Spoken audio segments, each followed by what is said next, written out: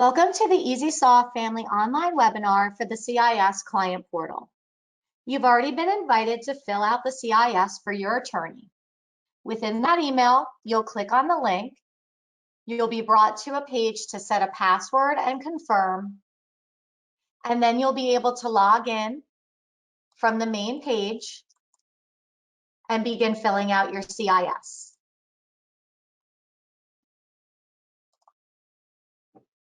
You'll see on the left side all of the options to fill out for your attorney. Make sure to fill out your information properly if you're the plaintiff or defendant, and then fill out the other party's information in the opposite. For both the plaintiff and defendant, you'll have the following information, plus your birthplace and the employee information. You'll see that we have dark blue lines. These are our accordion style, so you'll want to make sure that you click on them to open up all of the fields and make sure that you fill them out. The next section is for the children. So any children from the current relationship, you'll fill that out in the first section here. It's very easy. You just click the add button, enter in all of the children's information, and save.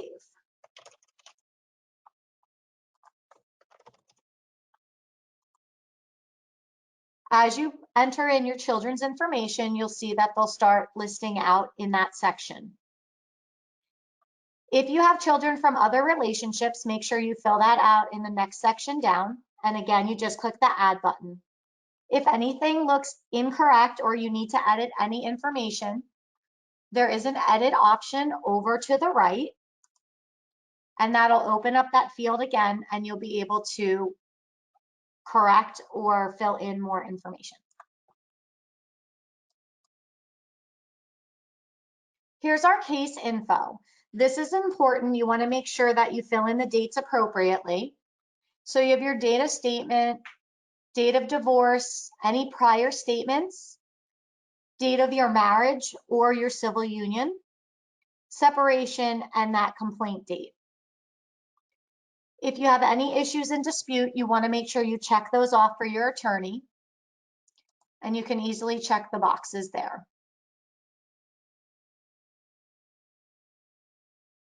Each page will save as you go along. You can click save in the upper right, or just click next or open up the next section over to the left.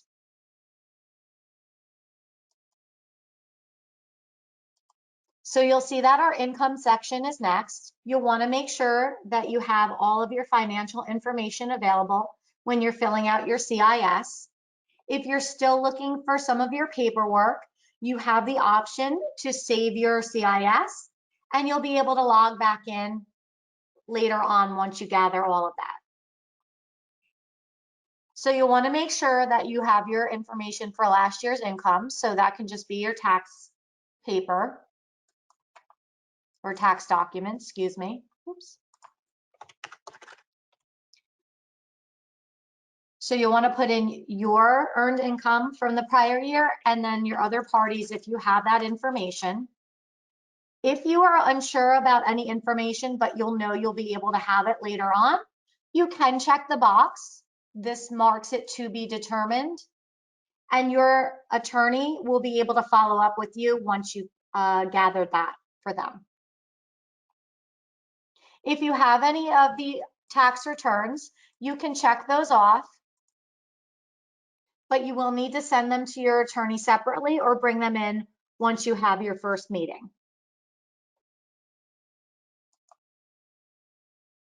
This section is your present earned income. So it does explain in number 1, this is your average gross weekly income based on the last 3 pay periods. Again, it says attach your pay stubs. Make sure to bring those in or email those to your attorney. So again, you'll want to make sure that you fill in your information and your spouse's information. In number 2, any of your deductions per week, you'll fill that in and you can check off which tax statements that you are going to be including with that. And then in number 3, you'll see that it's going to add that amount in.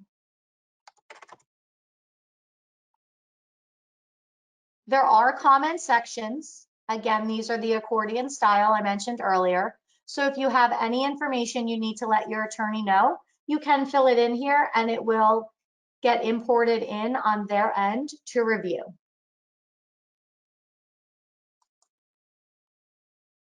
Now we have our earned income, your current year to date. So the first thing we're going to do is you're going to enter in that income. And we'll do this for January 1st. And we'll just say that you get paid the 15th and the last day of each month. And then the math will be done here, so it lets you know how many numbers of weeks the income has been received. And then you'll be able to continue on to the next section. In here are your tax deductions. Make sure that you enter in your dependents, the income taxes for federal and your state, and any other state income taxes that might be held as well, plus your FICA, Medicare, disability, any estimated tax payment in excess of the withholdings, and then if there's anything else on your pay stubs, you do have these fields here to enter those in and the amount as well.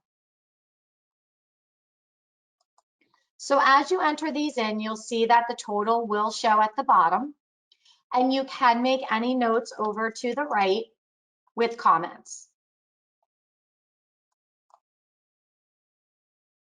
This is your other deductions section. So you have your hospitalization, any life insurance, union dues, any 401k plans, any retirement plans or other plans, any charities with deductions, wage execution or medical reimbursements.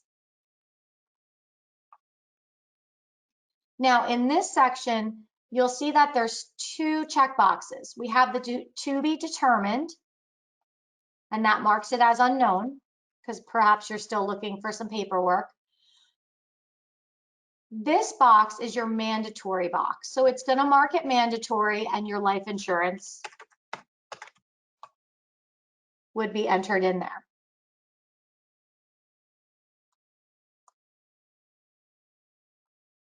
Here's your unearned income current year to date.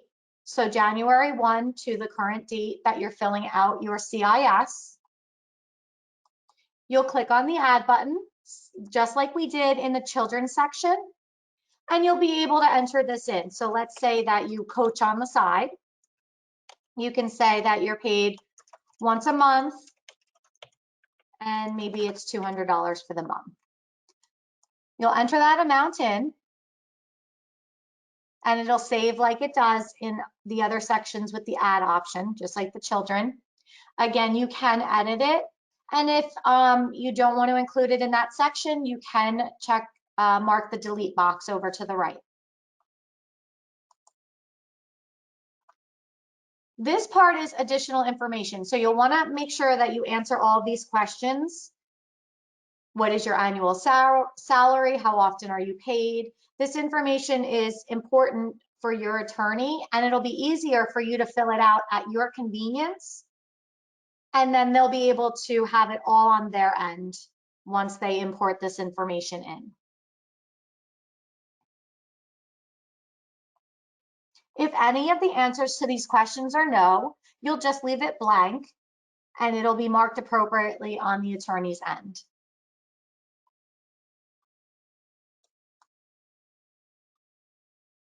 Here we have our monthly expenses.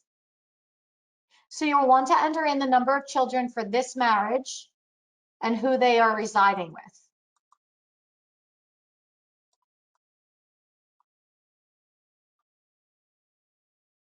Here's your shelter expenses. So we do have a tenant section and a homeowner section. So if you are renting, you'll click open the tenant section and you'll be able to fill out this information. Your rent, heat, electric and gas, renter's insurance, parking, other charges, or you can split them out. So you can itemize or put them in separately.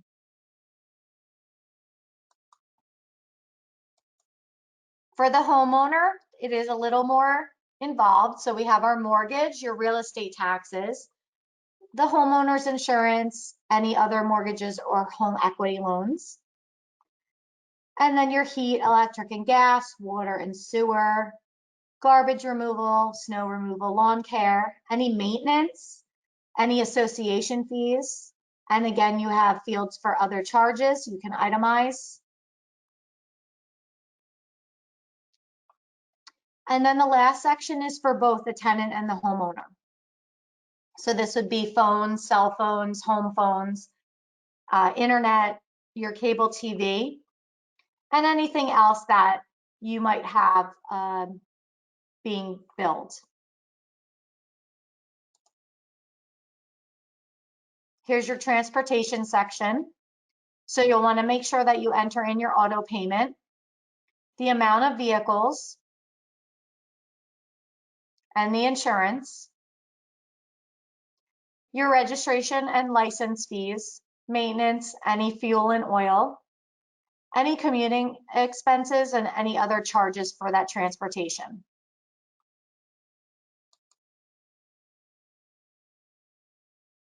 Here you have your personal expenses.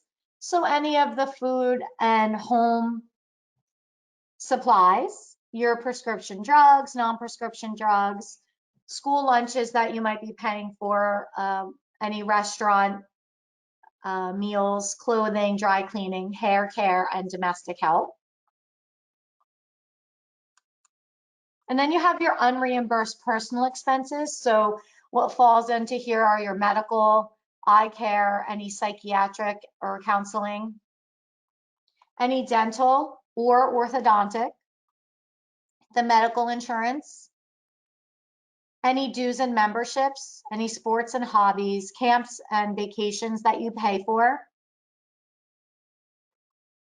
If your child goes to private school, any of their lessons, babysitting, daycare, any of these fields here, you want to make sure that you have that information available and you fill it in.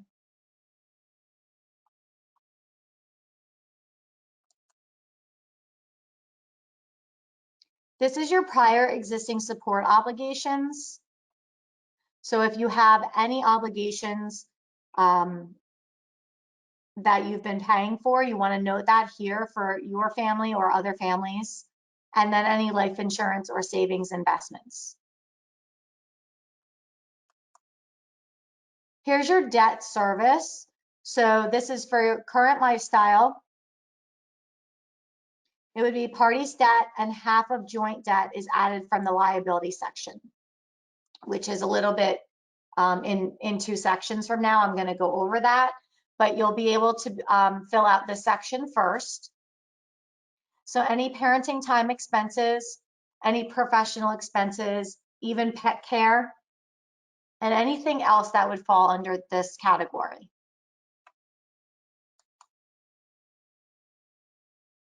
Now we've entered the assets section. So anything that falls under these descriptions would be your assets. So this would be real property, bank accounts, vehicles, any tangible personal property, stocks and bonds, pensions, your IRAs, any personal businesses or partnerships, life insurance, and anything else that might fall under an asset. You're going to click the plus sign to add your asset. Choose the type from the drop-down menu. So let's do a real property, and we'll just do a single family home.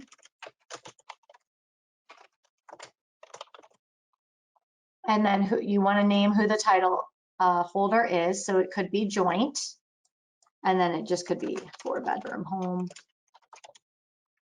The value of the home. This could be marked as estimated, to be decided, or even unknown. We'll leave it as estimated. And perhaps you just had your assessment done, so you'll be able to mark the date from that assessment. So I'll just do April 30th. You can open up the next section for asset distribution. As it says here, it's not required for the CIS, but you can mark it down.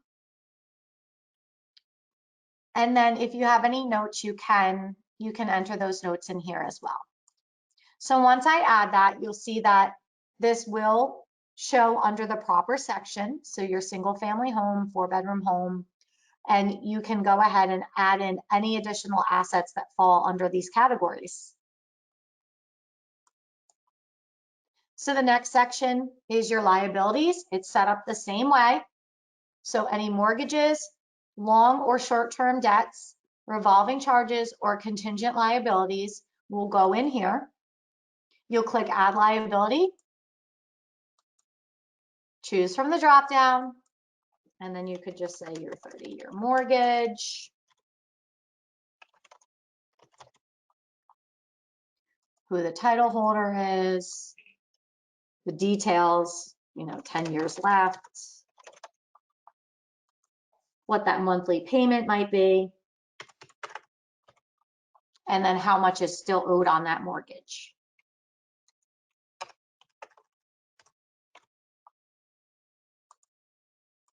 You can say your status is estimated, and then the evaluation would be, logging into your mortgage account and just seeing what the payoff is. So you could do it as of that day. And here we do have the debt distribution. Again, it's not required, but you can note it here. So the amount, what the distribution would be, you can mark it 50-50, whatever the split would be between the defendant and plaintiff. And then the actual proposed distribution, you can do it by percentage or amount. And then you'll be able to put that amount in here and it'll split it out for you according to your percentage you've entered up here. And you'll see that that shows up there. The last section here is just your statement of special problems. So you can note anything if there's medical going on, any complex valuation problems, just list that out for your attorney so they are aware. And then once you're done, you can click next and you'll be able to send the data back to the attorney. Now, you do have access to come back into your CIS. Make sure that you're hitting save so you don't lose any information. We also have the ability to print out this information so you can keep a copy for yourself and keep track of what you've already sent into your attorney for their records. They will also be able to print out this information, but you will have the CIS statement available to print out. Now, if you had marked anything unknown and you were going to go back in, you just want to make sure that you go to easysoftfamilyonline.com and then you can log back in with your email and the password that you already set. So once you are done, you'll click here to send the data back to your attorney. They will actually get an email and they'll be able to import all of that information and they'll be in touch with you. Thank you so much for your time today.